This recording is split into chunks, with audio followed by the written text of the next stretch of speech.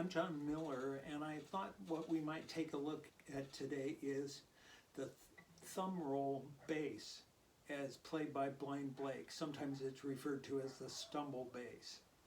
And if you think of a regular alternation going 1, 2, 3, 4, the thumb roll is played by Blake.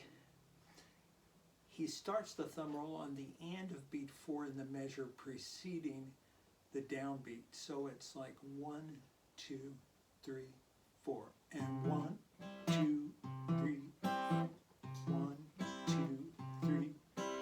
So you can see in that instance I'm rolling into beats 1 and 3 and just hitting beats 2 and 4 as where you would hit them normally in the alternation. Now, in the right hand, the picking hand I should say, the thumb you want curved back on itself, not bent forward toward the palm at any knuckle. And you're going to drag it through in one motion. 1, 2, 3. And so do that in one motion, dragging it through, as opposed to two discrete motions. It's too choppy when you do it that way. The time isn't right. Yeah, it doesn't work, and you can't do it nearly as fast. Okay, the other element of the sound of the thumb roll as played by Blake is that the second of the notes, the one you're rolling into, tends to have its attack cut short. It doesn't sustain. It's not this sound.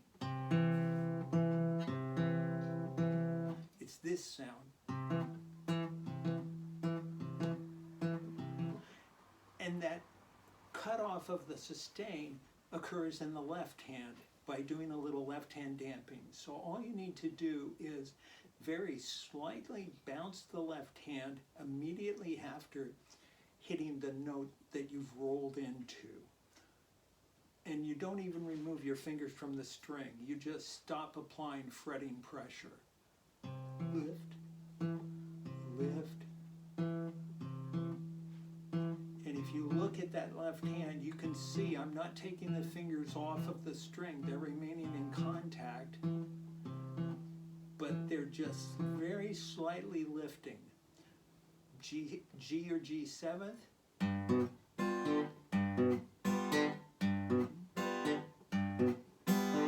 Same sort of thing. Just drag through in one motion. Now what really it becomes more tricky, and this didn't pose any particular problems for Blind Blake himself, but and that's doing a thumb roll between non-adjacent strings. In other words, rolling from the 6th to the 4th string.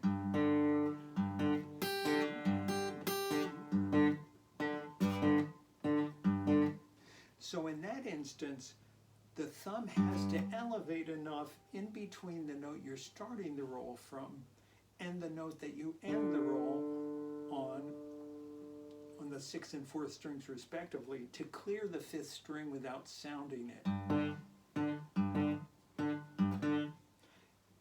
And what I find is that I sort of rotate the wrist slightly to allow for that clearance. So I think that if you bear in mind those 3 tips, thumb curved back on itself, when between adjacent strings, drag through in one motion, left hand damping on the note that arrives in the roll, and in doing the roll between non-adjacent strings, making sure to get a little elevation so you clear the intervening string. And you can see when I'm rolling to an open string, I actually do the damp with the thumb itself, because you can't damp with the left hand because it's not fretting that string. Drop the palm just for an instant. So I hope that this guidance on the thumb roll proves helpful and that you'll be able to incorporate them comfortably into your own playing very soon.